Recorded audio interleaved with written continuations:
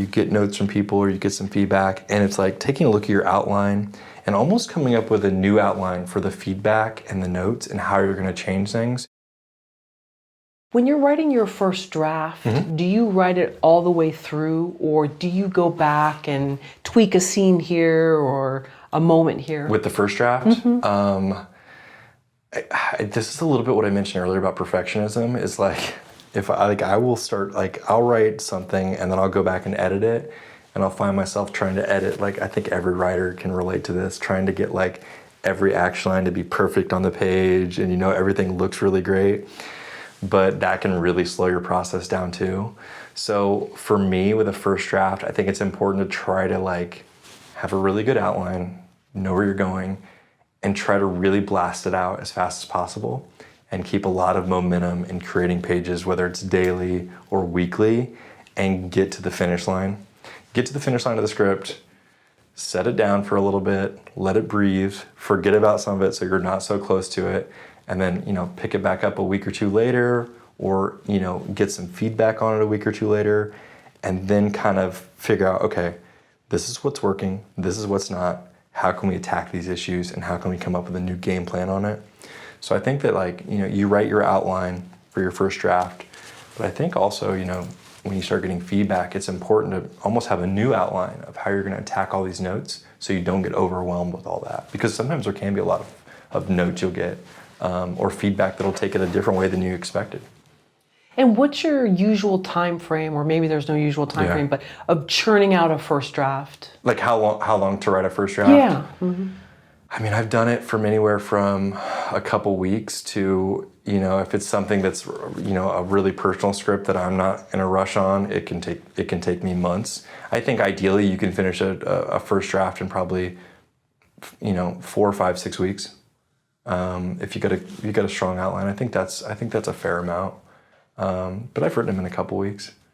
Yeah. And do you have a regular time that you write, or no? For me, when I started writing, it used to be I was a late night guy. I would be up all night writing, and then maybe, I don't know if it's getting older or wiser, but I don't stay up all night anymore doing that. I feel like you're just kind of wrecked the next day. For me, the best time for writing is, I feel like it changes for every writer, is I write the afternoons, morning, lunch, and then till the end of the day. And then I think, sometimes it'll be that night, going back and looking at it, kind of editing it, and kind of knowing what you want to do the next day. I think that's another important thing, is when you're writing a first draft, is keeping that momentum going, because it's so easy to get stuck on a script, is, having something to excite you to write next, the next day to pick it back up. But yeah, I'm a morning, afternoon guy. Collin, you said something about writing a second outline, and that might actually be different than the first outline that you wrote. Yeah, I think when you if you get an executive to read your script, or you're getting some feedback from a writing group, and you're getting multiple opinions and notes about how to improve your script, I think it's so you don't get kind of overwhelmed with all these things.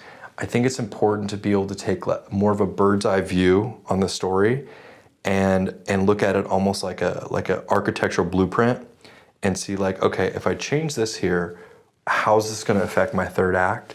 So ideally, it's you get notes from people or you get some feedback, and it's taking a look at your outline and almost coming up with a new outline for the feedback and the notes and how you're going to change things.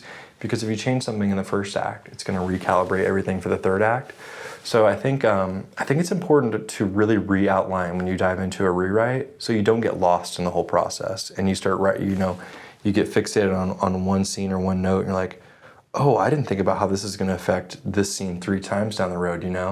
So I think that having a good re-outline is important for attacking a rewrite. Would you say you're organized? Oh man, am I organized? Not your sock drawer, but your screenplays and what your pages. Yeah, I think that's another skill in itself, is really being organized with your drafts, and when you're if you are sending it out to people or you are getting feedback, making sure you got a good file system on your computer, making sure you got your drafts numbered and dated, so you can because sometimes you will just, hey, this didn't work, let's go back to this one. Or you'll write a rewrite and somebody will read it okay, we like that you tried it. That's cool that you tried it, but we actually like what you did originally that made us like the script. So I think in that way, it's important to be organized like that. And with the outlining, I think, yeah, I mean, I think it goes back to, when I started writing, not outlining a lot. And you can get 30 pages in, and then you'll start to get kind of cluttered. So I think that having a really concise, organized outline is important. I've tried to get better on it. Just as a side note, though, you said you initially loved history. Yep. And you went to school, you were a history major, Yeah. correct? Yeah. Where did screenwriting fall in line with being a history major? I mean, it was always just a love of movies since I was a little kid, whether it was action movies, blockbusters, horror movies. And I don't necessarily know the connection there between the history and the film stuff. I just realized after college, this is really what I want to give a shot. I want to make a real shot at trying to become a writer or, working in film, producing things. So I think that was where that went. And then, I would love to write a big historical epic. That's another thing. It's like, you gotta kind of know what the film market is looking for sometimes, and that those movies are tougher to make a lot of times. For some reason, historical things sometimes scare people off right away, whether it's the costumes or the period piece element. Horses, yeah, tanks. Right, so yeah. I think, I mean, I love when there's a big historical epic. They're just I think a little bit harder to get made than something that you can contain, small cast, stuff like that. Right. Yeah.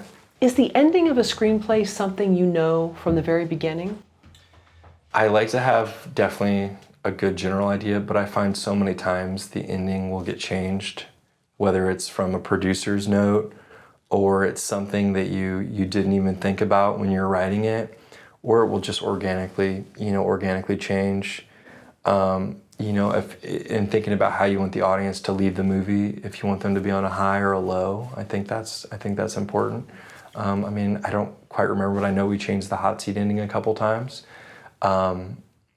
So I mean, I definitely try to have, because I feel like it's almost like it's like driving through the fog. If you don't have your ending in mind, you're kind of just driving, and you need that beacon through the fog. You need that beacon to get to, and I think that's what having an ending will do for you.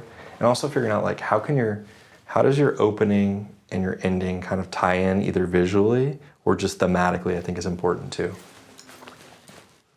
Would you say you're quite intuitive? Yeah, I think I'm pretty intuitive. Yeah.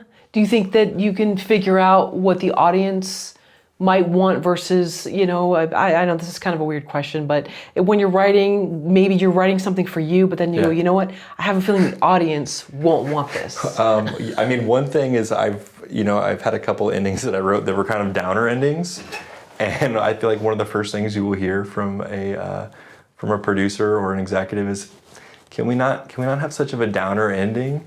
So that's definitely one thing to think about. And then I try to think about when I'm leaving a movie, do I want to feel down, or I want to feel happy and excited about how this thing ends? So I think that's kind of informed how I write endings now. Sure, but there's art films, oh, and yeah, then there's certain cultures that they're more realist. Oh yeah, of course. And so a Pollyanna ending works for maybe American audiences, but not everybody wants to see that. But that is interesting though. I mean, I think some of the most memorable endings are brutal endings in film history. There's so many movies that I personally love that have these brutal heart rip endings. I just find that sometimes for my stuff, unless it's horror, I mean, with horror movies, it's kind of nice to have that kind of gut punch ending. But with action movies, I feel like it's let's think about, is there potential for something more out of this? Can we play more with this character? Can we play more with this world? But I mean, me personally, I love a good gut punch ending. I appreciate a director who's tough and relentless.